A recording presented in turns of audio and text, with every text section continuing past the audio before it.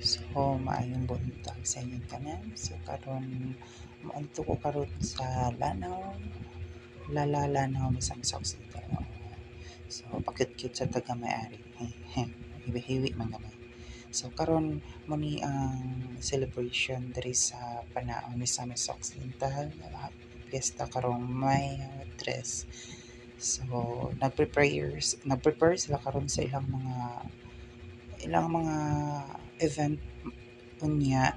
So ngayon, while waiting sa among sakyanan padung og Ozami City, so naghulat-hulat mi diri.